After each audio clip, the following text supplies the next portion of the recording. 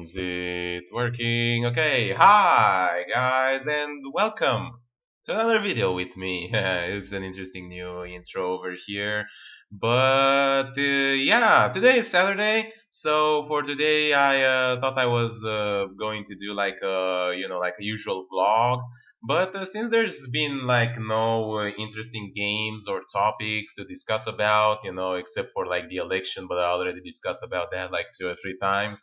I decided that today I'm going to do something slightly different, and what I'm going to do today, as you might have figured out from the title already, and probably from the length of the video as well, it's going to be a card review for the new Hearthstone expansion that was called, let me check it if I remember, Mean Streets of Gadgetzan. There you go. So, I've never done all of these things, and to be fair, I've been playing Hearthstone for like a year and a half almost. I've been playing shortly after like Blackrock Mountain got released. I got to see, the rise of the dragons, the rise of the cancerous secret paladin, and I got to see, League of Explorers coming out with Reno Jackson and the cancerous face shaman evolving, and then the old gods, and then Karazhan, and now we are going to a new expansion. So I've never done one of these card reviews.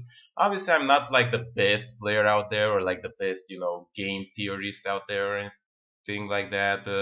Sorry if I might stop and check around behind, if I hear sounds, but there's the washing machine going, so I have to check around with that. But yeah, it's something new that I haven't done, and I'm not the best player, as I said. So take my opinion with a grain of salt, or however they say it. Like my best achievements in Hearthstone have been like what, rank 7 in like ranked mode and 10 wins in arena. But I've been playing the game for a little while, and I got some ideas and some experience about it, and I really like to see the cards and the combos that you can come out of it. So I just really feel like this time I'm going to do like like a special card review and see if my opinions on the cards before they arrive are going to like concord with the cards, once they get out. I'm very interested to see how good I am at predicting cards. I've had some good prediction in the past, like before Standard came out, I did predict that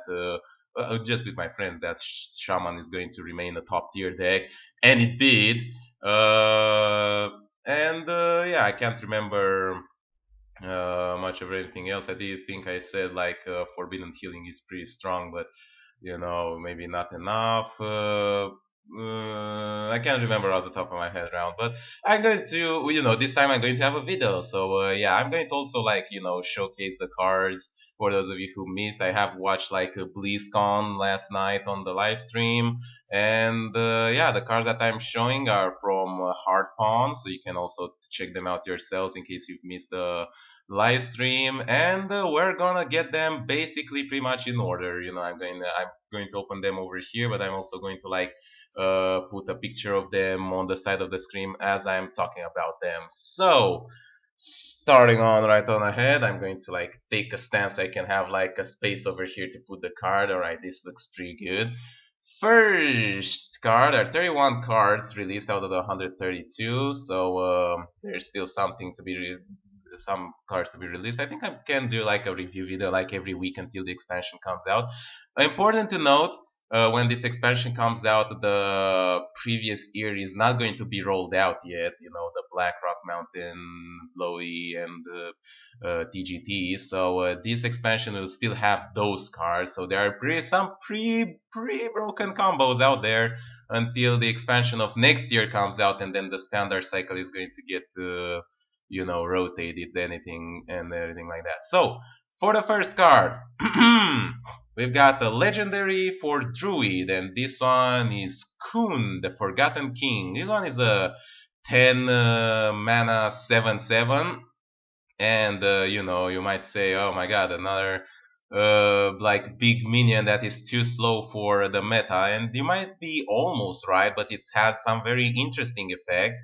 So it has a choose one effect. Number one is to gain 10 armor, which is, it's okay. It's not that great, obviously it's like a 7 It's a 7/7 minion that gains 10 armor, but there's like already the shield bearer in the Cthulhu warrior, which is a 7 mana 6/6 that gains 10 armor. Obviously, you have the conditions of Cthulhu, which you don't have over here, but they are pretty easy to fulfill, and even that is not really all cutting the place for against the resisting against aggro and mid range. So obviously the 10 armor is not going to have much of an impact, if any at all, especially since there are no armor synergy in druid. However, the other effect is the one that completely just blows out the door, and that is refresh your mana crystal. So basically what it happens, you play this guy, consume all your 10 mana, you choose the effect to refresh your mana crystals, and you get all your 10 mana back. And that is huge, that is insane. Like, you get,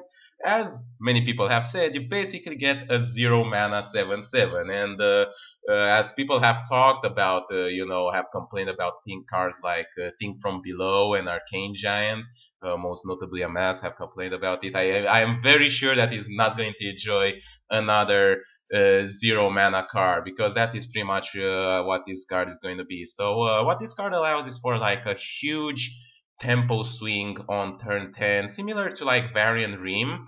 The difference is that Varian Rim, you play him on 10 mana, he's a 7/7, he draws you 3 cards and puts minions onto the battlefield. But the thing is, the disadvantage with that is that you don't get the benefit from those minions. And also Varian Rim has the disadvantage that it also draws those free cards, which is good in like a situation where you are low on cards, or when you are playing like in arena, when you're playing like card for card.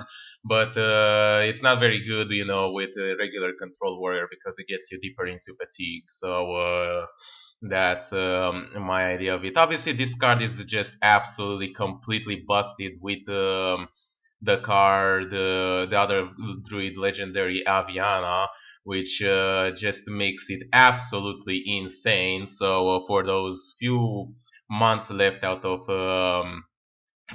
this standard cycle, you are going to be able to see that. And it's obviously just absolutely ridiculous. On turn 10 you can play Aviana and then play this guy, which completely refreshes your mana crystals, and then you have 10 mana crystals, for which you can play like basically 1 mana minion. So you can play the Malygos double faceless manipulator combo, and you won't require innervate, and you would still have like 7 mana left to use like spells. So it's just like absolutely ridiculous in this kind of situation. It also does have a small synergy with Fandral, but it's really not that relevant. The Aviana synergy is the one that is like completely busted, but you do have to draw a lot of cards, and you do have to get all the way to turn 10 in order to be able to do it. So yeah, it's to be seen. About Arena, we're also going to review these cards from like a Arena perspective a little bit. In Arena, it's like a decent legendary, but I think that's pretty much around it. It can offer you a tempo swing on turn 10, but in Arena, by the time you get to turn 10, you usually have like 3 or less cards in your hand. So you're not going to be able to get full value out of those 10 extra mana crystal that it gets you. So yeah, unless you get like unless you have like some sort of card draw, or you have a full hand by the time you play him, which I'm not exactly sure how it's possible in Arena, it's not going to be that good. But anyway, it's a solid druid legendary. It's definitely going to make Aviana pretty busted. And yeah, apart from that, it's gonna be very interesting to see. I think, as people say it, it's going to be pretty close towards meta defining, and towards being included in almost every druid deck. It's going to be weight, but I still think it's a solid card. It's gonna make a cut in most druid decks, except for like maybe the aggro ones or the like zoo ones. Alright, the next card on the list, and hopefully we're gonna speed this video up, because I spent like 10 minutes and I only presented one of the 31 cards, but it was a pretty cool card, the Kun legendary, is Lunar Visions. So this is a slightly interesting card. It's a 5 mana, draw 2 cards, minions drawn cost 2 less. So yeah, it's kind of like What I can kind of compare it is like with that card from Shaman, the Far Side, which is 3 mana, draw a card, and it costs 3 less. This one, drawing 2 cards is obviously better than drawing just one, but the discount is like slightly worse. It only discounts minions, and it only discounts them with like 2 or less. So I don't know, like I can compare it with maybe like an Arcane Intellect, and for those 2 extra mana you can get like a total of 4 mana discount. So if you really think about like the complete like the full most optimistic scenario, then it's probably a good card, maybe even like better than good, probably like a strong tempo card. But apart from that situation, it's really not that great, and it's also an epic, so it's gonna require a lot of dust if you want to craft it.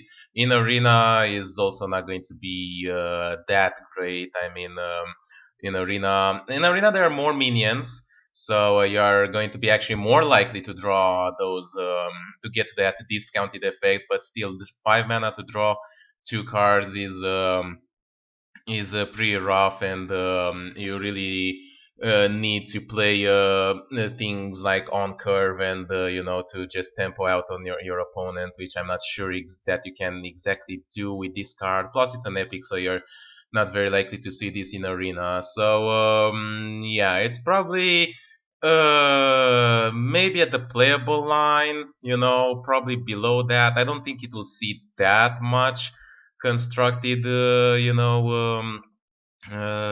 appearance, but it remains to be seen unless it gets like some wild like combos. I don't know. I'm not even going to talk about the wild implications with these cards, because they're gonna be pretty insane, and I'm going to maybe refer to some of them as we go on. All right, and the next card is yet another druid epic. This one is called Pilfered Power. I think it's pronounced or pilfered power. I'll go with the first one. It's a 3 mana like ramp up, and it gains like an empty mana crystal for each friendly minion. So this one is an interesting card. It can if you have like 2 minions on play, it's basically a stronger version of Wild Growth. But the problem is that it's not that likely that you can get like minions in play early on, and that they will survive. I guess it can work with like living roots, or you can have like a explosive turn with like Violet Teacher and an Innervates, and in that case it's probably pretty good. But yeah, it's kind of like conditional. That's the main issue, and obviously in the late game it's not so impactful. And the thing is that if you like put like minions that aggressively flood the board in kind of like a token like Flood Zoo, something with like the Bilefiend Tide Hunter, or the Murloc Tide Hunter, or other cards similar to that. The problem with that is that you're going to run out of cards, and you're going to want card draw more than just the ramp. And there's also been like a weird interaction that I've noticed when this card was played on like on a live stream, and that is when you play the 10 mana, apparently doesn't give you the excess mana card that allows you to draw a card. I'm not sure if that's intended or not. It's probably not intended, so it's probably going to be fixed. But if it is, then it's probably an even worse one. In arena, yeah, it's probably not that great either. So I mean, if you can get it on curve with like 3 minions, it could be a good card. Like you basically sacrifice your turn 3, so you get like a free mana ramp up. Now, obviously, your mana ramp up is more valuable early on than it is later on. Like if you compare it with like Nourish, playing it on turn 5 for ramp just to get to 7 mana is usually not that impactful. So this one is probably better, but it's probably not going to cut it that much. I don't know. I might be wrong about this one. It's definitely a card with that can have a lot of potential, but I really don't think it's gonna be that impactful. Plus, it's an epic, so obviously you're not going to see that often in the arena. Next card, there are see a lot of new faction cards that have been added in this new expansion with the faction mechanic that I'm going to explain them a little bit later. I'm going to basically showcase those cards when I get to the neutral cards. So in this case, the next and the final card for Druid of this expansion is Mark of the Lotus. So this one it's an okay card. It's a common card. It's a 1 mana, buff all your minions with +1/+1. So what I can compare this card is maybe with Power of the Wild, which is the 2 mana card that gives you the flexibility between summoning a free 2 like Panther or buffing your minions with +1/+1. Now, obviously, this card lacks that flexibility, but the fact that it's 1 mana, it I think it might actually make it even stronger in like Token Druid. So it's probably going to see play there more than likely in like Token Druid with like Violet Teacher and Wisps of the Old Gods and Living Roots and other cards that would just like flood the board. It's obviously being 1 mana, it's stronger. But yeah, apart from that, it's I don't think it's gonna cut it too much. And obviously, without having that choose one effect with that Power of the Wild has, it doesn't have the combo with Fandral, you know. But it's an okay card. I can see it play in those few decks in like Token Druid and maybe in Aggro Druid to a certain extent. But that'll be about it in Arena. It could be good. I mean, it's a common. You'll encounter it pretty often. Not sure how much advantage you can, how much board advantage you can get, but if you have like 2 or 3 minions, it's already pretty valuable. So I'm going to say that it's probably going to be an above average peak in arena as well. But yeah, it depends to see on what other cards appear on the other like neutral and common cards that class cards that will appear as the expansion rolls out. All right, and next up we're going to talk about Hunter, which currently has only one class card revealed, and it's just absolutely terrible. This is just the Piranha Launcher, so it's an epic weapon, a 5 mana 2/4. Whenever your hero attacks, summon a 1/1 Piranha, and I've seen the token when it was played on the live stream. The 1/1 Piranha is just a 1/1 beast. It doesn't even have charge, so it's like you know, the Grizzly from the what was that card called? The 1 mana deal 1 damage summon beast. The I kind of expect escapes me the name of that one. It's been released in the Whispers of the Old God. So it's not that great, you know. Maybe at 4 mana it might have been playable, but yeah, I mean it's obviously like it's designed to be like some sort of like a control style card, you know. You have a 2 mana for attack, you can use it to like control the board, and you summon like 1/1s, and they are beasts, so you can obviously have some beast synergies with like Kill Command, Coder Rider,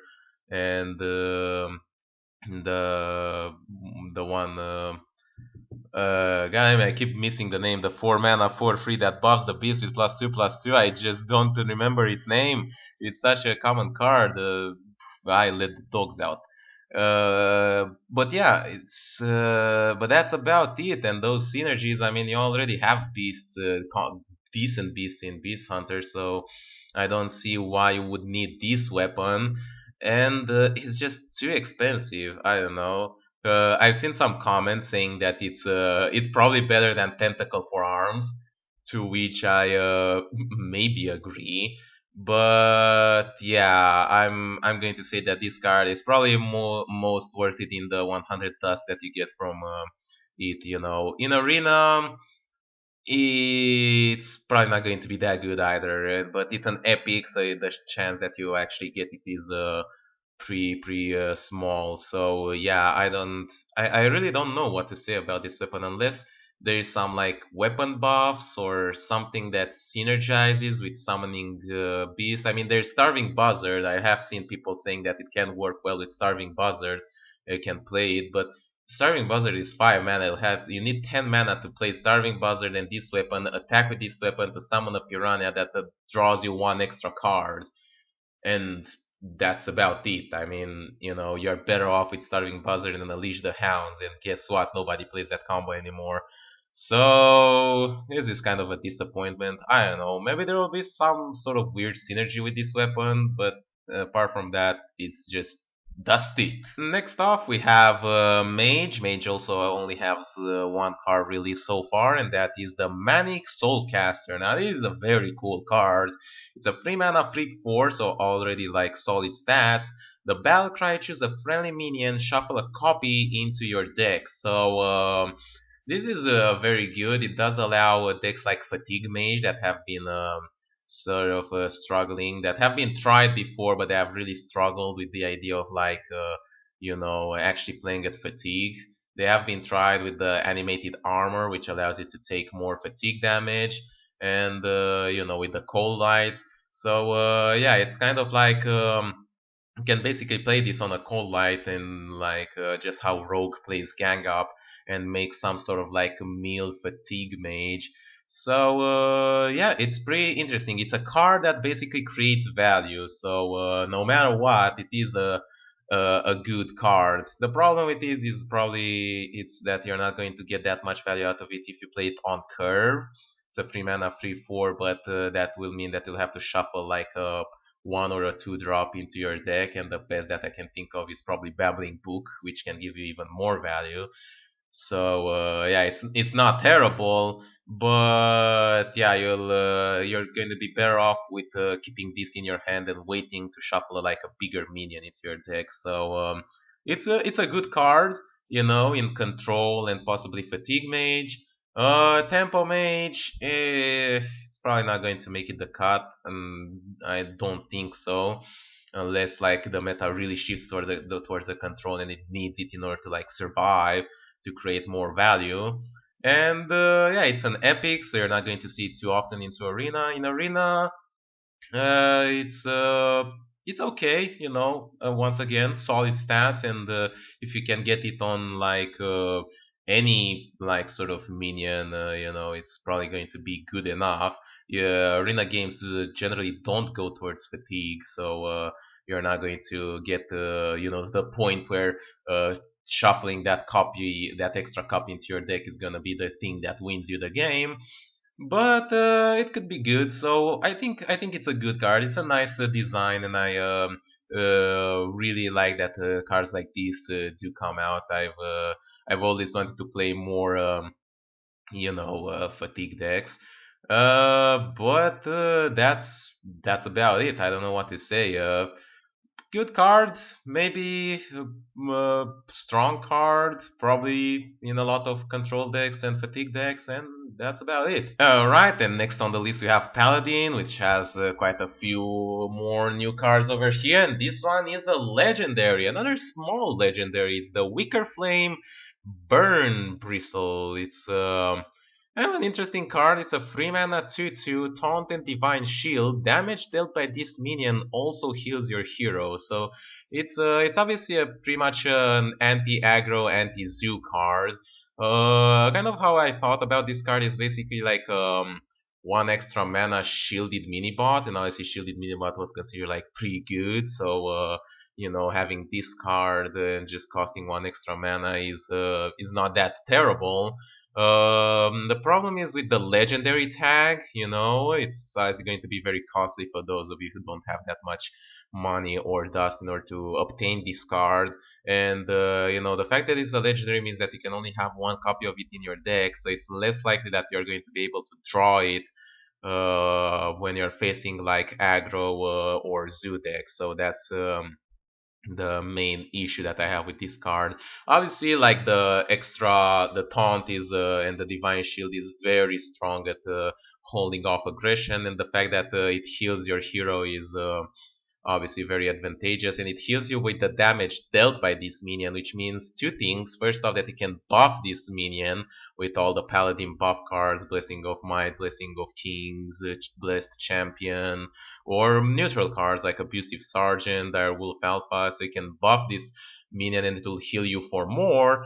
And also it also means that you don't necessarily have to attack with this minion in order to gain health. You know, if your opponent attacks into it, or if your opponent's minions attack into it, then you're still going to get healed from it. And the fact that it has divine shield, it means that it will generally require two attacks before it can get rid of. So you're basically, you can kill like two early minions and get like four heal out of it on average against like an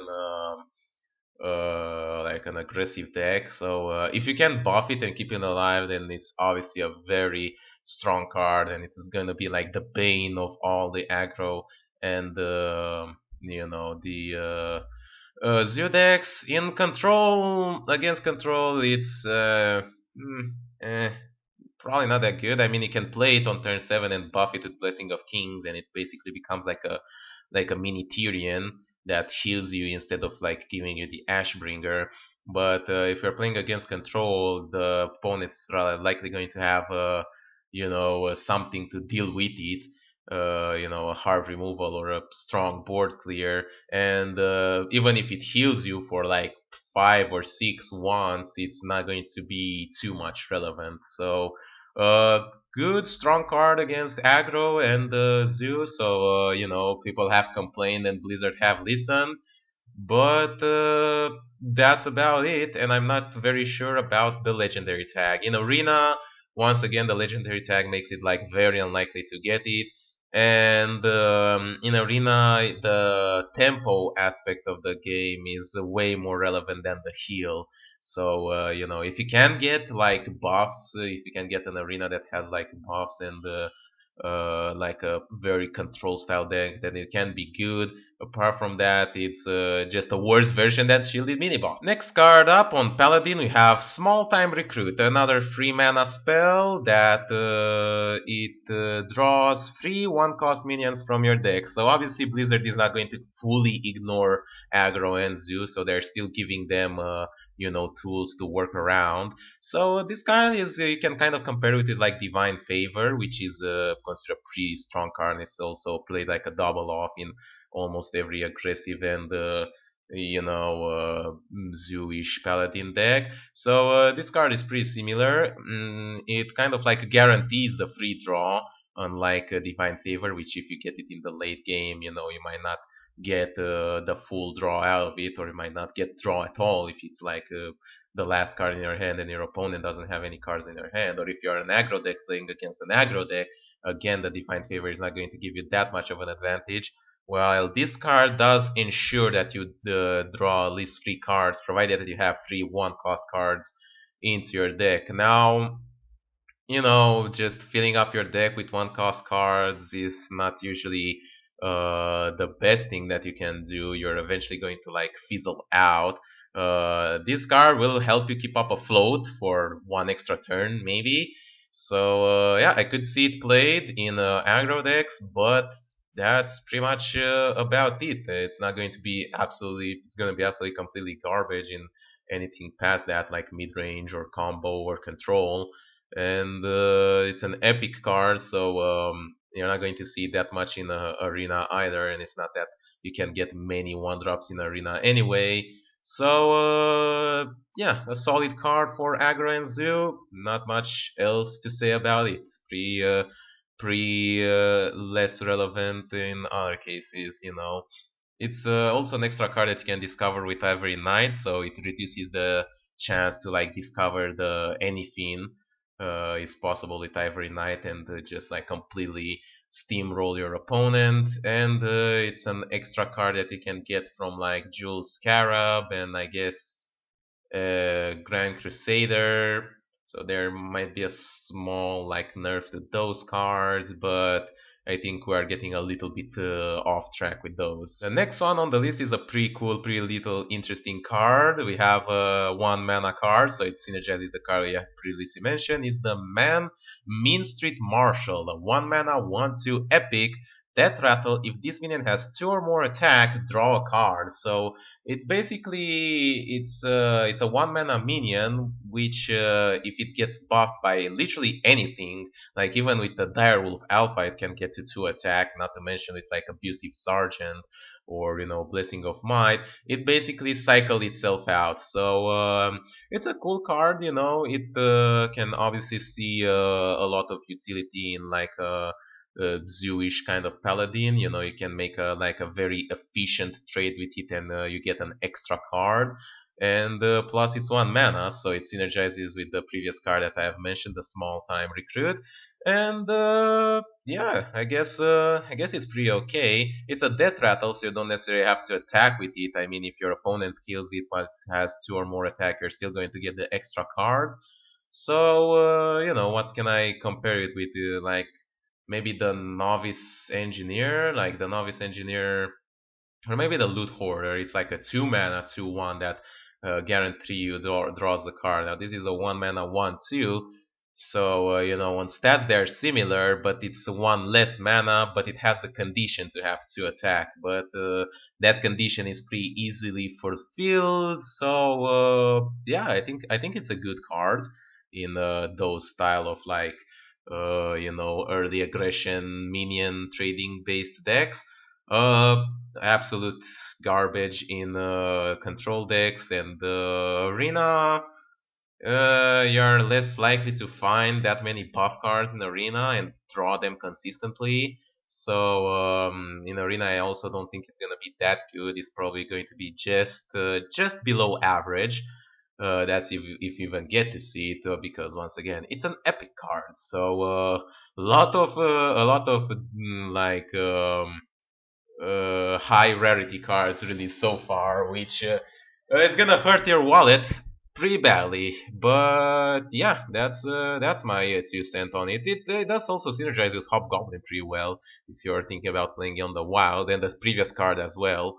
So yeah, that's pretty strong. But let's go on with the next one. And the last on the Paladin list, we have a new secret that has been released. It's called the Gateway Kodo. It's a 1 mana, obviously secret. When a friendly minion dies, return it to your hand. So this is a pretty cool secret. Obviously, there are already like way too many secrets. So if you want to keep playing Secret Paladin, you do have where to choose from. But you cannot get more than 5 secrets anyway on your like hero at the same time. So even if you fill up, you make a paladin deck and you fill them up with all the secrets that there are in the paladin class, you're not going to get all of them. So the what I can compare this is maybe with the redemption.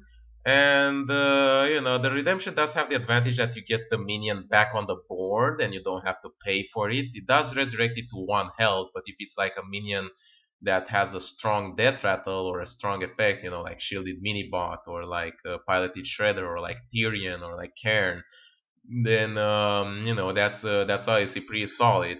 In this case, it like returns it to your hand, so it's good if you have like minions that like have strong battle cries effect, or if you are playing a very drawn out control game and you don't mind paying again for the minion to put it back into play. So I guess it works pretty well with maybe Ivory Knight. I see with playing a second Tyrion is gonna be good even if you pay 8 more mana on it. We're probably not going to mind too much. Or playing a second Ragnaros Light Lord is gonna heal you up once again. So yeah, it's a strong secret in the case of drawn out control games. So it's nice to see secrets in like control decks. So we might see some sort of like control secret paladin maybe rise up. It's but it is kind of hard to see. Apart from that, I don't think it's gonna make it the cut in like aggro decks too much. And in arena, it's okay, I guess, playable maybe. Can't really say it's too good. You can't guarantee that much value out of it, and you'll have to repay for the minion. So you don't get that much of a tempo swing. But if it's like an arena game that also gets drawn out, and you get to the late turns and you're fighting fight card for card, then it can be pretty good in that condition. All right, so next on the line we have Priest, and boy, did Blizzard hear our complaints about Priest. Like, Priest has gotten a solid buff like has never been seen before, and not there hasn't been all the cards released yet. So first on the line we have the Dragonfire Potion, which is a 6 mana epic board clear for Priest. It's 6 mana, deal 5 damage to all minions except dragons. So it's probably obviously, as you can see, it's probably going to be good in like sort of like a dragon priest, but it's not going to be outlandish to be included in other control decks just because of the strong damage value of the board clear. 6 mana, deal 5 damage is basically, it costs 1 mana less and deals 1 mana more than Flame Strike. Obviously, it also deals damage to your own minions, but if you're playing draw out control games, you're not going to have that many minions on the board regardless. So yeah, it's a pretty solid board clear. It's probably going to be pretty good in dragon decks. Problem is that dragon decks are going to suffer quite a lot after like BlackRock and TGT leave standard, and I don't think that this card is gonna be good enough to like keep Dragon Priest back into action. Dragon Priest has been a very cool deck, and I played it myself, and I still play it today from time to time. But yeah, it kind of the problem with the Dragon Priest is that if you don't draw nuts in the early game, you kind of lose to most aggro and mid-range decks. And the late game, you just don't have strong enough board clears. Like Holy Nova and Excavated Evil are pretty weak, and Oceanized Circle requires 2 cards and to deal just 4 damage. So yeah, this one is probably going to be a lot more solid. So it's probably going to be included in most Dragon Priest decks, and maybe in some control decks. I don't know. In Arena, it's yeah, you're not going to see that much. It's a strong board clear, so if you get it, I mean, if it's between this and Light Bomb, you're probably going to still choose Light Bomb. But if you get this between like other two epic cards, and you have like a sort of like control deck fashion made in Arena, then you probably can get for this. But yeah, I think it's a solid card. I think you could see some play, and it's good to see that Priest is getting some fighting power in this new update. So, but wait, there's more. Next up, we have a new dragon for Priest. So they are still going to try and drag out Dragon Priest as much as they can. It's gonna be to be seen if it can actually survive after TGT and BlackRock rotates. But this one is called the Draconid Operative. It's a 5 mana, 5/6 rare, a dragon. So already like solid stats. Basically, you have the stats of a pit fighter or of like an ethereal peddler. However, the effect is like very cool. Battlecry, if you're holding a dragon, so it does have a small condition. Discover a card in your opponent's deck. Now that is very cool. So you basically have a 5 mana, 5/6, which is solid stats already, that fabricates value. It discovers the card, so you don't draw it, you just fabricate it, and that's obviously way more valuable. And it discovers it from like the opponent deck, so that's kind of what you expect from the name of the card, Draconid Imperative, because the main advantage of this card, apart from the fact that it creates value, is that it gives you information about your opponent deck. When you discover a card, you're going to be given 3 options, and you can choose one. So you can basically see 3 cards from your opponent deck. So if you want to make a choice about what to play, and you're not sure about whether or not your opponent drew certain answers, or if you're playing like in Arena, and you want to get more information about your opponent's deck, because in Arena you cannot really expect your opponent to you cannot really know what to expect from your opponent deck, then this card is very good in that sort of situation. In Arena, it's like it's playable. It's okay. I mean, it's a 5 mana, 5/6, so it's not that bad. If you're having a dragon, then it's just absolutely strong if you can get it, but you cannot really guarantee that too often in arena. In constructed though, it's probably going to be able to be seen in the most dragon decks, I guess, or I guess dragon control decks. I'm not sure if there are any like dragon aggro decks, but if there are, they're definitely not going to be seen there. So it's cool. I can't wait to play with this card. I think it's a pretty cool and niche little card. I like the design of it, and yeah, I can't wait to see more. I can't wait to see how it will actually work out in both constructed and arena. I think it's a solid card. I think it will make the cut in most decks.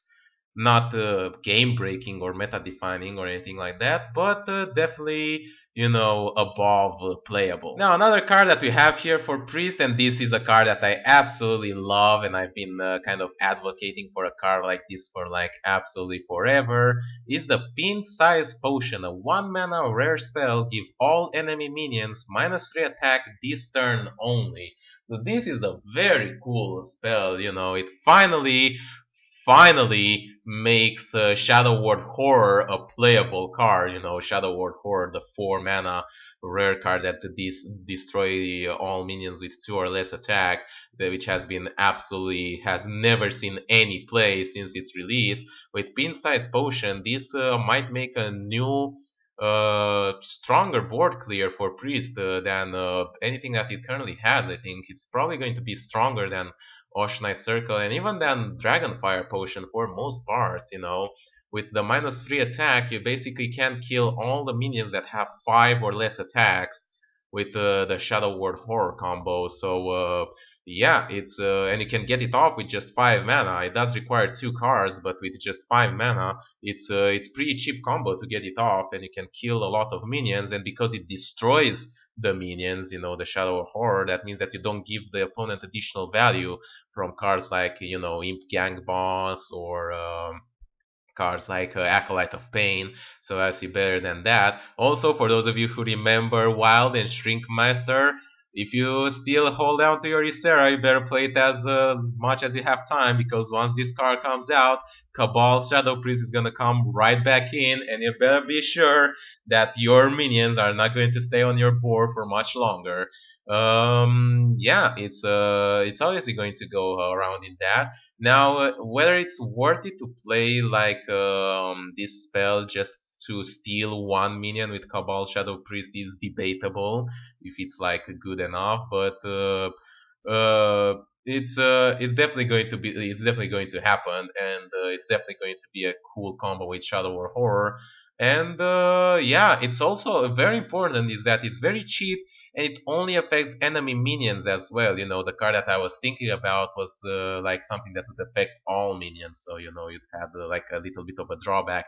But the fact that it affects all enemy minions, it can also allow you to play it if, for example, both players have like a solid board and they are trading like sort of equally. If you play this card, it basically allows you to obtain valuable trades against your opponent minion, which is probably going to be the case if you pick this card in arena. In arena, it's not going to be as strong. You're less likely to draw the combo with Shadow War Horror or with Cabal, but it's gonna be pretty good in order to get like some valuable trades if you are like on an equal board state with your opponent. And it's a cheap spell, and you must never underevaluate cheap spells, because those work very well. We already have Priest of the Feast that heals your hero, and yeah, it can easily get a lot of value of this card. So I'm pretty happy to see it. And people say that it's meta defining. I have some doubts about that, but I do think it's gonna be pretty strong, and it's probably going to be seen in many control decks, I think. So yeah, I can't wait to play with this card. Alright, for Priest we have 2 more cards left. This one we also have a common. The Cabal Talent Priest, a 3 mana, 3/4 Battlecry, give a friendly minion +3 health. So this card I have mixed feelings about it. because I really think that Blizzard is not very original with this card design. They basically took Dark Cultist. They said, oh, Dark Cultist from Next Ramas. That was a pretty good card. Let's make a card similar with that. But what can we change? Can we do different so they don't say that we completely copy paste the card? Oh, why don't we make it a battle cry? So there you go. This is Cabal Talent Priest. So it's obviously a solid card. It's a 3 mana 3/4 that's already good for stats. If you can get the battle cry off, that's basically brings the total stat to a 3 mana 3/7, which is pretty huge. The big problem with it is that priest still doesn't have any two mana minions that you can basically play on curve. So that's the biggest issue with this card, is that you cannot really reasonably play it on curve. You don't really have that many good targets for it. But yeah, apart from that, it's a very strong card. In arena is also pretty good, especially if it's common. So it's gonna get the occurrence bonus. You're gonna see it pretty frequently. If you can buff up another minion, early on and make some valuable trades, it's gonna be pretty good. But yeah, in constructed, basically what this card needs is a strong 2-drop. If you can get a strong 2-drop for priest, then this card is obviously going to be very strong, and it's probably going to be in every control or mid-range priest deck over there. So it's good to see that priest is finally getting a lift off. Obviously, this card alone is not going to be good enough, but from what other cards we have seen, it's almost getting towards being competitive. And we have one more common card for priest, and this one is another 1 mana spell, so pretty dangerous with that. Is a Potion of Madness. So this is basically like a mini Shadow Madness, and the difference is you gain control of an enemy minion that has 2 or less attack until the end of the turn, and not 3 or less attack like Shadow Madness, which is it's obviously weaker, but the thing is that the mana difference is huge. Like for 3 less mana, you only sacrifice the range at which you can apply that card for with 1 stat point, with you 1 attack. So I think that this card is actually pretty strong. It's a very strong card that you can use it in the early game against the zoo or aggro decks in order to basically force trade your opponent's minions. And obviously with Priest of the Feast, which heals you up, it's another cheap spell, so you can get quite a lot of value out of it. It does have less range than Shadow Madness, I agree, but it's way, way cheaper. So I think that this card is I think it's pretty strong. It's probably going to see a lot of play in control decks. In arena, it's debatable. You can get some pretty good, pretty valuable trades with it, and since it's a cheap spell, I don't see much of a reason not to pick it, depending on what other cards you have in your priest deck already. And yeah, I think it's a very good card. Probably I'm not very sure if it's really meta defining, but it's a very strong card, and it's probably going to see a lot of play in many priest decks. So pretty interested to see how this card will look out against the control decks. Mm, not that great. But once again, you have the pin size potion, which basically allows you to gain control of a minion that has 5 or less attack, and then trade it into your opponent minion. Like you can basically, I don't know, gain control of a Sylvanas or something like that, and just trade it into something big and then steal it and have your Sylvanas die or something like that. I think it's a pretty strong card. That's my 2 cents on it. So yeah, Priest is definitely getting a bump after this update. It's going to be interesting to see how it will actually resolve. Next up, we have Rogue, and the Rogue currently has only 2 cards revealed after this new set. The first one is the Lotus Assassin. It's a 5 mana 5/5 that has stealth.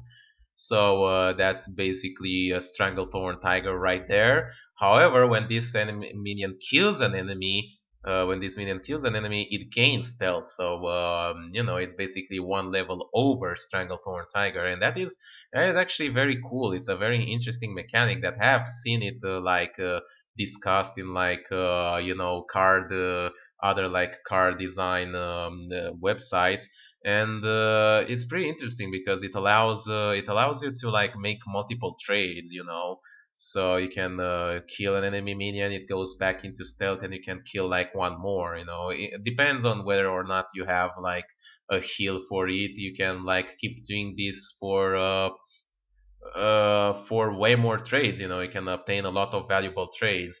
Problem is that the rogue doesn't really work that way. Most of the rogue decks are like either the Death Rattle synergy one with Nazot, or the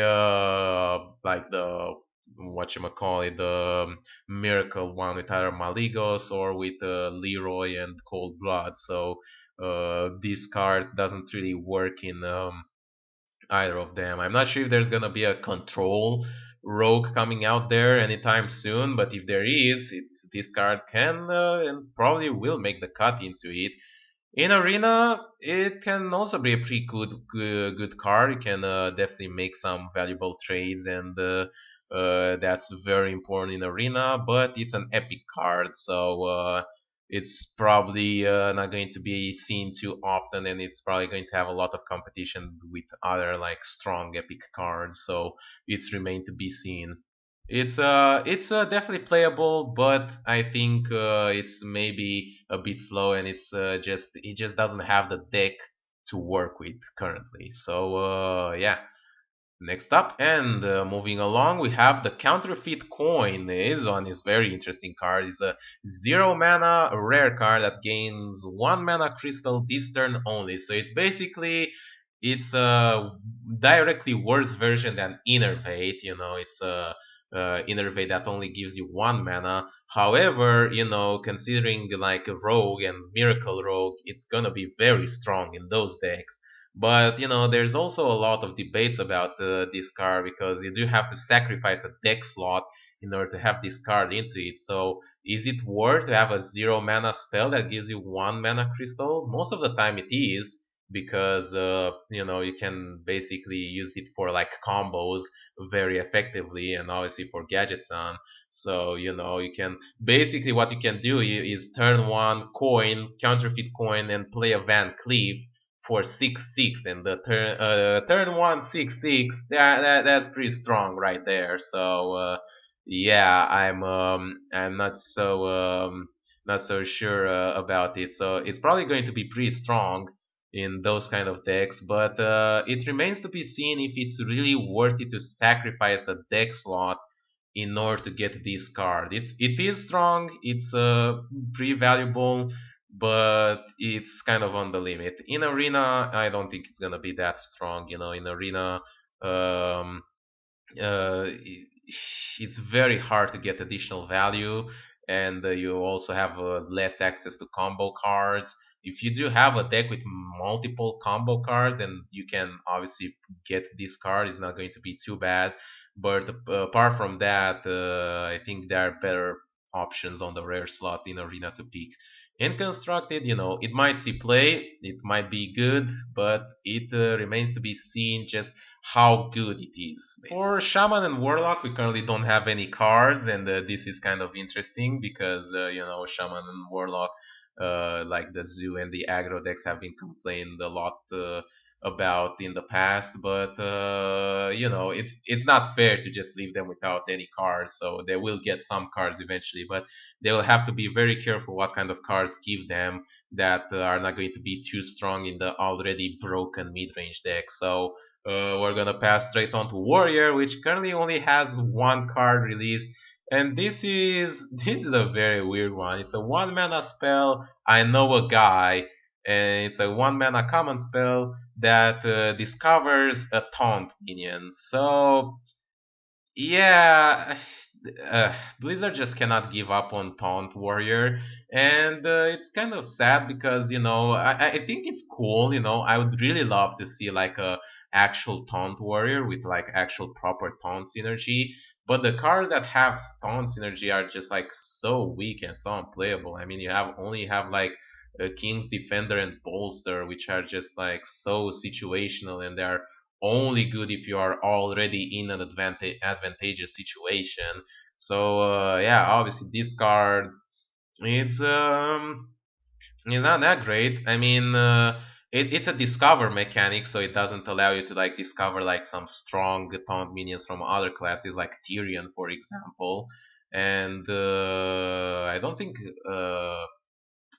Warrior does have any taunt minions. It does have the 4 mana 2/6 that gains a +3 attack when it's enraged, but yeah, that's about it. I'm not sure. I guess you can get like a Sunwalker, so it might be okay, but you do have to sacrifice a deck slot in order to get this card. So it's yeah, it's inconstructed. I don't think that it's good enough, basically, and I'm not sure if it's gonna make any like a difference or if it's gonna make it in any deck whatsoever. In arena, it might be playable because if you are playing like card for card and you're getting into a late game situation and you get this card, you can get like a pretty good minion. But yeah, it's kind of at the limit in arena of playability, and yeah, it's I mean, I love the name of the card. What can I say?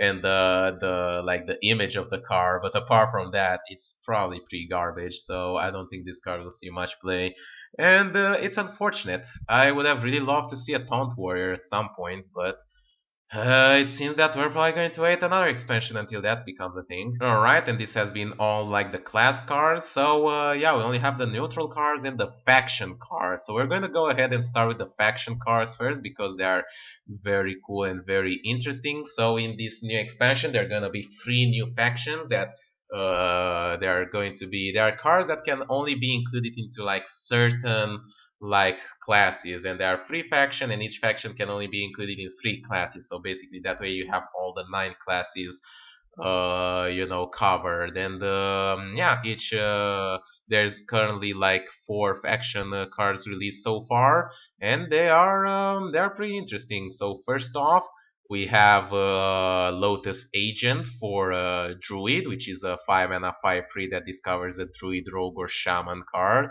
I did say it's for Druid. It's basically for Druid, Rogue, or Shaman. And it does have a small little icon. It's currently not updated on Harpon, but it does have a small little icon beneath its mana crystal that shows in which faction it appears. And I have to say, I really love these cards. I'm very impressed. I'm very interested to see how these cards will work. I love the design of them, and I want to see more cards like this one that like breaks the boundaries of like classes and class cards and neutral cards. And these ones are pretty interesting. What this card does, it's basically it's trying to like give this like classes more flexibility by allowing them to choose like different options. It allows a druid to choose a rogue or a shaman card, and a druid with like I don't know, a preparation. I guess it could be pretty good with some of the spells. Druid with the Doom Hammer can be good because it synergizes with its hero power or with like Feral Rage. So that's pretty strong. A rogue with like an Innervate is also very good because it synergizes with the Miracle cards, so it might be able to see there. Shaman, I guess it could use, the aggro shaman could use cold blood maybe from rogue, from druid. I'm not exactly sure what it can use. I mean, there might be some spells that could be useful, but debatable. There are a lot of possible combinations with this card, and I can't really think of the top of my head about all of them. So this is why I think this card is very cool, and I really can't wait to play with them. It's a rare card stat wise. It's obviously below average, but it does fabricate a card, so it's that's kind of cool. That's what kind of makes it like interesting. It's basically slightly worse than ethereal. Conjurer from mage, but it has like multiple classes flexibility, so that's what makes it interesting in arena. It's gonna be very interesting to see how these cards work in arena. I think they might be just good enough to be playable. In arena you do want like more things that have more an immediate effect on the board, so that's why a 5 mana 5/3 might not be that good. But if you are playing like a sort of like control arena deck, and if the like game that gets drawn out, and if you can get this card, if you can get a card that really synergizes with your other cards from other classes, that is pretty good. All right, and the next faction card that we have is for Hunter, Paladin, and Warrior. This one is the Grim Street Informant. So it's a 2 mana 1/1. Well, stats probably not the greatest, and probably not the strongest, but obviously you do look at the Discover effect. So you kind of look at this like at the Jules Scarab, and Jules Scarab didn't see that much play, but with this one, it's probably stronger because it allows you like a more variety of different options, and obviously like stronger minions that you can choose from. Obviously, it's a 1/1, so it can like synergize with, I don't know, maybe Hobgoblin if you want to play it in wild, or with like some other like aggro decks. And yeah, it could be seen in one of those. I mean, Warrior could use some, if you're playing like a tempo or aggro warrior, you could use some buff cards from like Paladin, or like Quick Shot from Hunter. That could be pretty good. Hunter could also use like some Paladin cards, or the warrior weapons to like deal damage to face. Paladin, if you're playing control Paladin, you can get some armor options from warrior, which are not that bad. And yeah, I think it could be an interesting card. And in arena, it's once again, it depends on what kind of game you are playing. If you're playing a control game, then it's gonna be good. If you're playing a tempo on game, then it's probably not going to be that impactful. But yeah, these are the cards from the new faction, so I will have to wait and see as more of them come out until I can make a proper opinion upon them. I will basically have to wait and actually play with them, and see all the different sort of possibilities and combinations before you can make an actual proper opinion on these kind of cars, because they are something new and something that we haven't experienced with before. And for the last three classes, we have two faction cards that have been released so far for Mage, Priest, and Warlock. We have first the Cabal Courier, which is 3 mana 2/2. So once again, all these cards are like below average stat wise, but they excel from their discover mechanic, and this one discovers a mage, priest, or warlock card. So it's pretty good. Basically, it gives priest more flexibility in choosing, like we can choose like direct damage spells from like mage, or you can choose stronger board clears from like warlock. And yeah, that's pretty solid. Warlock can also benefit from some heals from the priest class. If you're tapping a lot, you might need that if you're taking damage to your face from your own minions. Mage could maybe use some. I'm not exactly sure which one of those other cards could be necessarily good in Mage, but I'm definitely sure that they are. And yeah, obviously there's could be some interesting synergies out there with like Renounced Darkness, and with the previous card I forgot to mention, the Lotus one. If you can get like Ethereal Peddler out there, and you're playing as Druid or as the other class. What was it? Not paladin, not hunter, not rogue. Whichever that last shaman, I think. Yeah, shaman. Yeah, if you're getting ethereal peddler, then you basically like discount all the cards in your hand, because the card has been changed, and yeah, that's the kind of possibilities that you can get out of these cards. So it's very cool, and I'm very excited to see how they will come out eventually in arena. Well, I pretty much said my opinion about these cards in Arena, so they are pretty much similar. And another faction card that is a faction legendary with for this like mage, priest, warlock is the Kazakus, and this card is absolutely amazing. I love the design of it. A 4 mana 3/3 legendary. Obviously, not the this is not the stats that we're looking for. If your deck has no duplicates, so another kind of like Reno style card, which is pretty interesting. I like to see that those things are still being used. Create a custom spell. Now that is very interesting, and I have went ahead and like, I've been watching the live stream, so there's like the question, oh my god, a custom spell, like what can you create? The possibilities are just endless. So, can I create like a 30 damage pyroblast?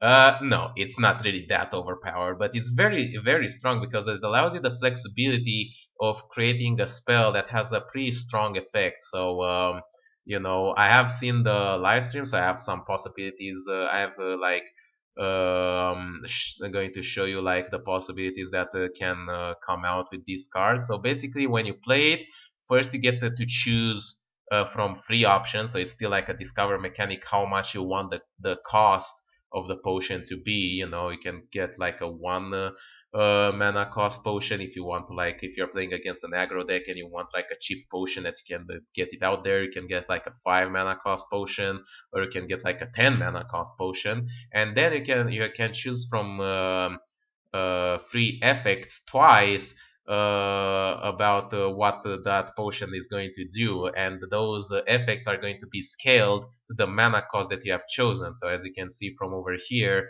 he has chosen a 10 mana potion, so you can have like three different effects that you can choose from, like draw 3 cards, deal 6 damage to all minions, a strong board clear potion, or copy 3 cards from your opponent's deck and put them in your hand. That's obviously very powerful, and you will get another effect to choose from, and again scaled for 10 mana. You have like transform all minions into 1/1 sheeps, gain 10 armor, or summon 3 friendly minions that die this game. So it basically allows you unparalleled level of flexibility in designing your own spells, and that is very, very interesting, and I can't wait to see this card. But yeah, it is obviously weaker, and you do have to have no duplicates, and you do have to pay for that spell.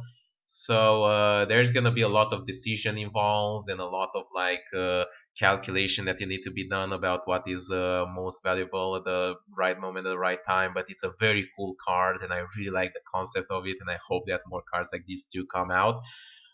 Arena, well, it's pretty unlikely that you can get this card in Arena, but yeah, it's probably going to be very good if you can play it, and if you have enough time to like actually get value out of that spell. But yeah, that is something, and I can't wait to see what the other like faction legendaries. I hope each faction has a legendary. Otherwise, I'd be pretty disappointed. Let's just put it that way. But it's an interesting card, so yeah, can't wait to see more like this. And we are down to the last few neutral cards that have been released, and we're going to go right through them.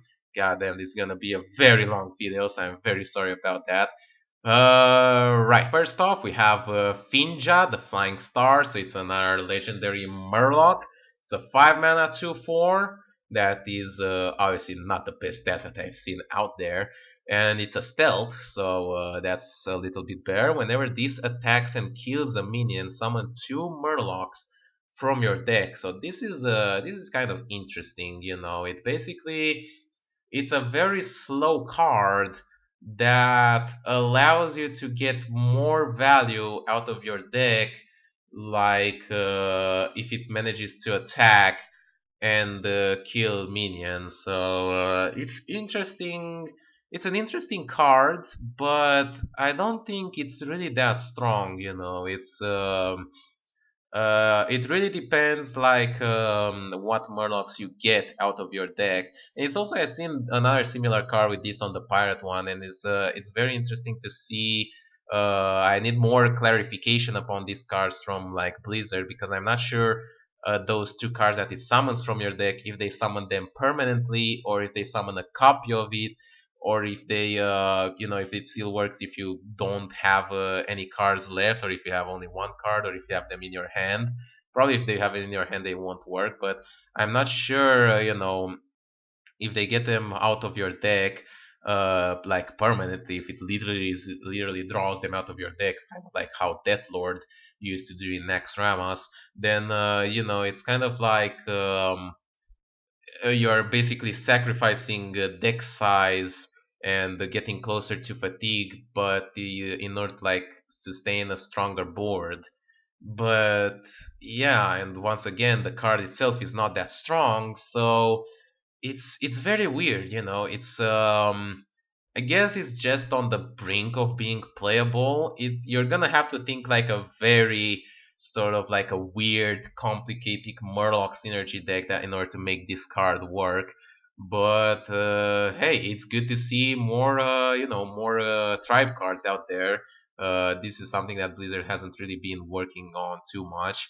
So yeah, Murlocs are hopefully not going to get away. In Wild, it might be a little bit stronger because you have like a few Murlocs, and you can get like a Murkai out with this guy and with a War Leader that could be pretty good. You can also get like it's stealth, so it could work in Paladin. You can attack something with it and then get out the Murloc Knight, and then use your hero power and get more value out of it. But uh, the problem is that it has very low attack, so you have to like you need to have an opponent that has very small minions in order to kill them and get value out of it. So this is the main reasons why I don't think that's really going to cut it. It's an interesting card, but it's probably just not strong enough. Then we have another legendary, a pirate legendary. Check it out. Have Patches the Pirate, a 1 mana 1/1 charge. After you play a pirate, summon this minion from your deck. And this is why we need like clarifications from Blizzard, because this card, it's just like it's not really strong enough. I mean, basically what this card says that if it's like how I said initially, that if it summons it permanently, that means that the first time you play a pirate, you get an extra like Stone Tusk Boar on your board, and you want to sacrifice a deck slot for an extra Stone Tusk Boar, like basically one extra ping just for that. I really don't think it's really strong enough. I will have to see and wait.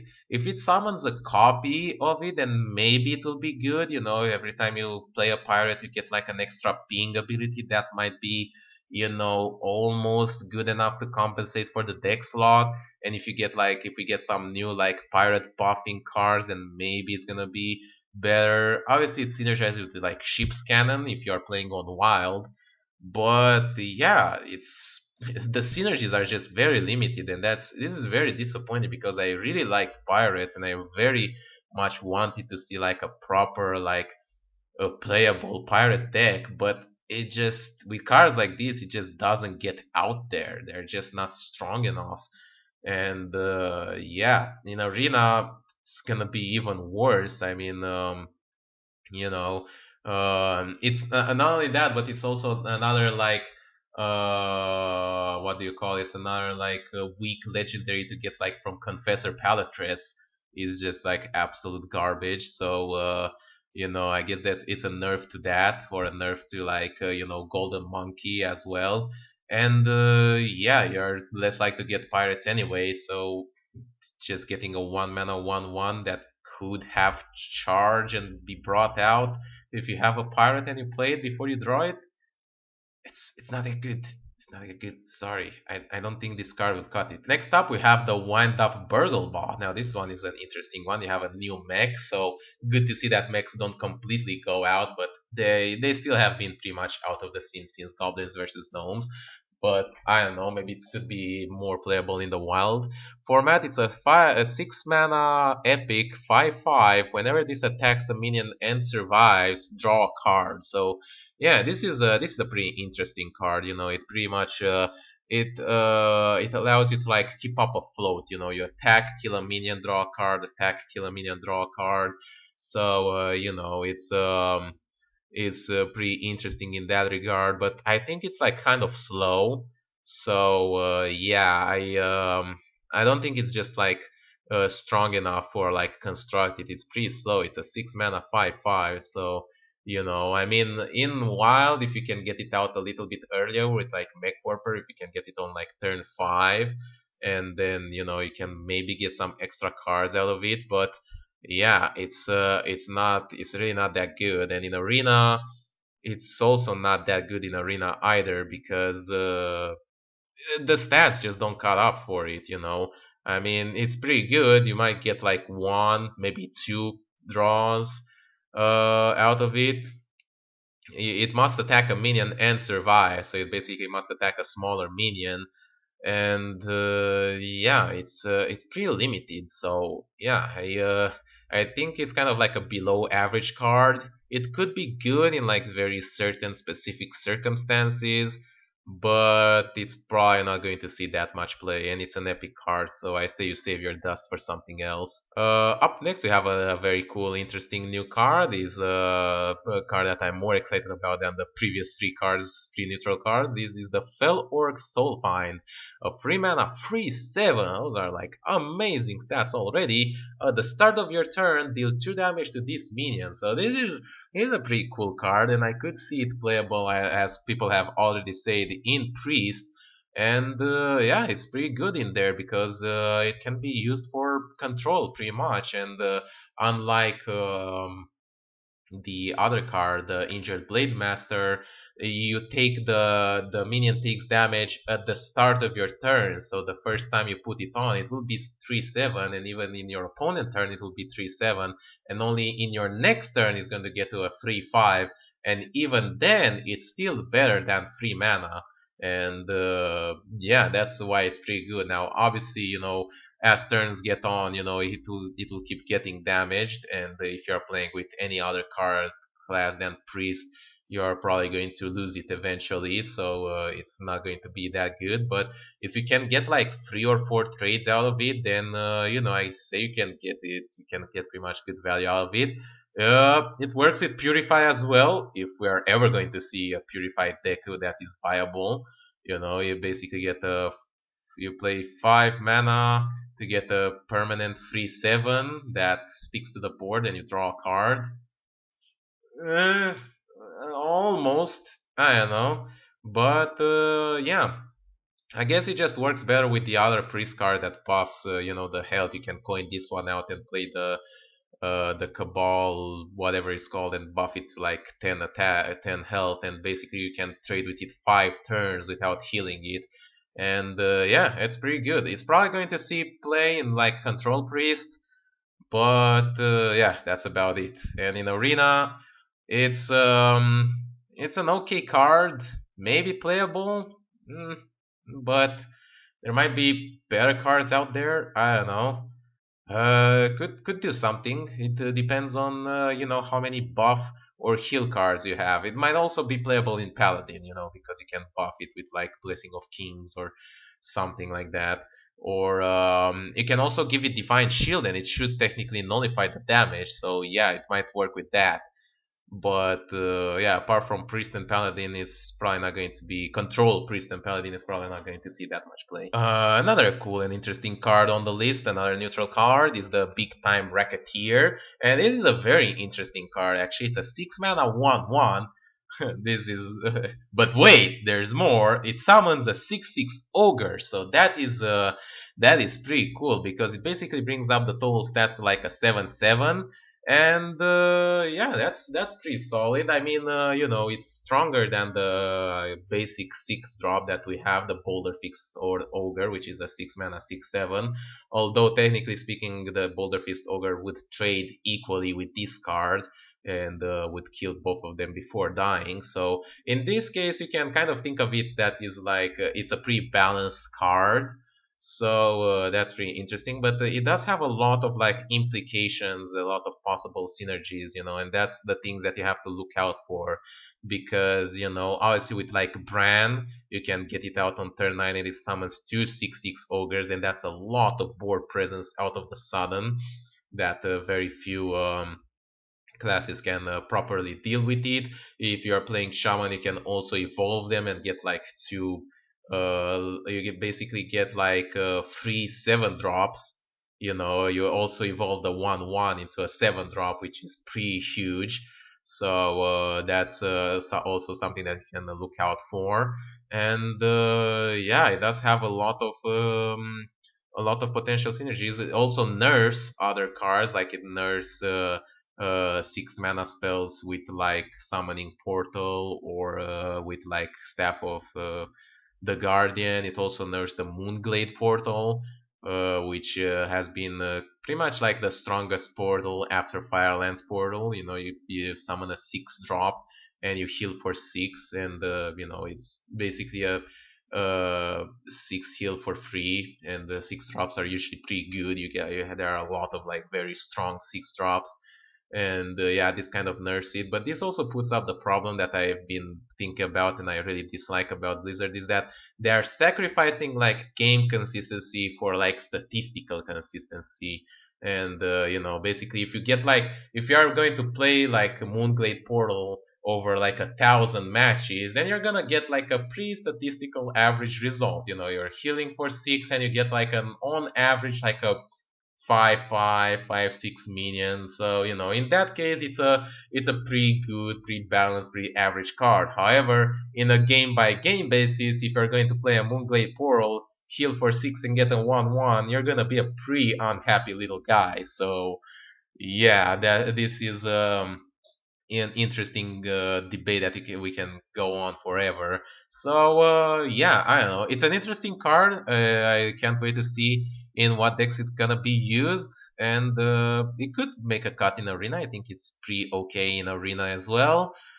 But yeah, it's in constructed. Although it's a good card, there are not that many constructed decks that could use such a card, apart from like, I don't know, maybe Evolved Shaman, but even that is like debatable. So I don't know,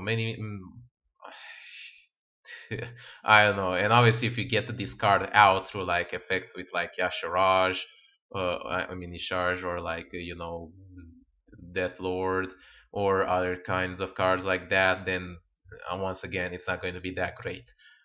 But yeah, next up we have another rare card. It's a 5 mana 4/5, a taunt that costs 2 less if your opponent has at least 3 minions. So this is another card that says like stop to like aggro and zoo decks, and it's pretty interesting card, and I really like to see cards like this because yeah, it's we are getting pretty much tired of like continuous aggro and control deck. So the only card that I can think that is like relatively similar to this card is like there is a Warlock card that is like a 3 mana 3/5 taunt that destroys a mana crystal, and pretty much nobody plays that because you don't want to get behind on mana crystals. But yeah, this card does that for the same mana cost, and it has 1 extra mana, and it doesn't destroy a mana crystal. Now, obviously, you do have it is conditioned by the opponent to have at least 3 minions, but that kind of happens pretty often if you're playing like an against control. I mean, against an aggro or a zoo deck. So we basically have a 3 mana 4/5 taunt. Will that be strong enough to keep the aggro decks in bay? Will only going to be remain to be seen. I think it's playable. It's a playable card. I think it could make some constructed lists. I think it's pretty decent in arena as well. But yeah, like it's debatable if it's strong enough. The aggro decks are just like so out of this world broken that we will have to basically wait to see if a free mana 4/5 taunt is strong enough to keep in bay, but it might not be, which is like what's gonna make it like the most disappointed. But I think it's a good card all in all, and I like to see card like this. There is another card that is not really much to say about, the Cookie Chemist. It's a 4 mana 4/4 that swaps the attack and health of a minion. It's basically just like a Crazed Alchemist that is like it's 2 extra mana and has +2/+2. So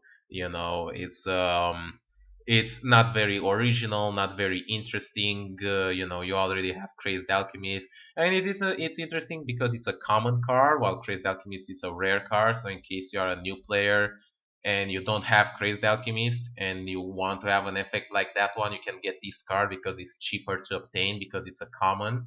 But apart from that, Crazed Alchemist is very rarely used either way. So this card is probably not going to see that much play regardless. In Arena, it might be pretty good. 4 mana 4/4, it's not too terrible, and you can get some decent trade with it. And it's a common card, so you might see it a little bit more often. So yeah, it might be just playable in Arena. In Constructed, though, I don't think it will see that much. And once again, not very original, so Blizzard, please work on that. There's another cool little card over here that I have a way better feeling than the previous one. This one is the Friendly Bartender. At 2 mana, 2/3. Pretty much, standard stats of a River Crocolix. But wait, Power Creep. At the end of your turn, restore 1 health to your hero. So, that's an insane power creep. I mean, it already has the stats, and it also has an advantage. It's insane. Well, let's be realistic. The 2 mana 2/3 the River Crocodile is basically just absolutely sees no play whatsoever in Constructed, and is barely picked in Arena anyway.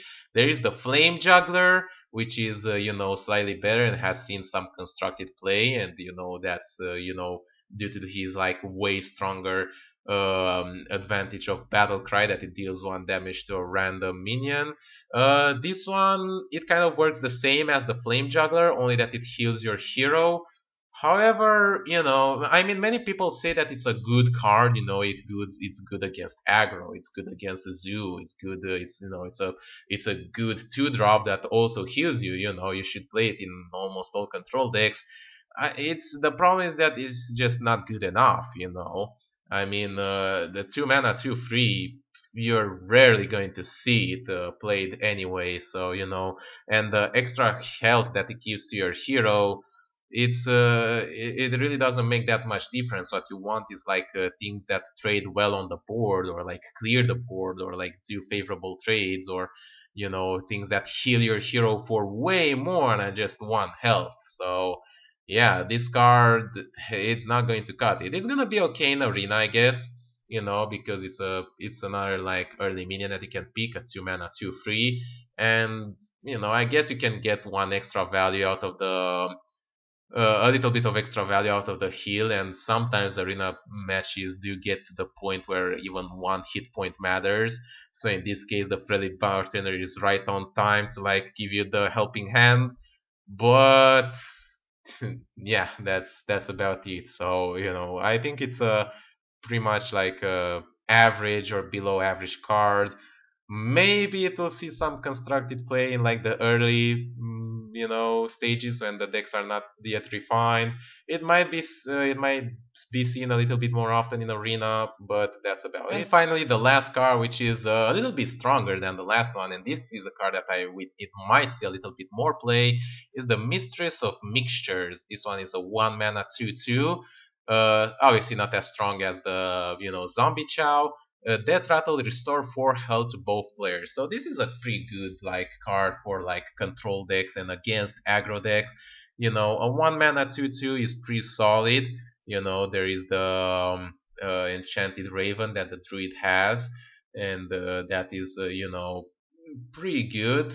It's at the borderline of being busted. 1 mana 2/2 is a 1 mana 2/2 without text is basically the actual value of a 1 mana card, and the cards usually have less than these stats and have like a strong effect.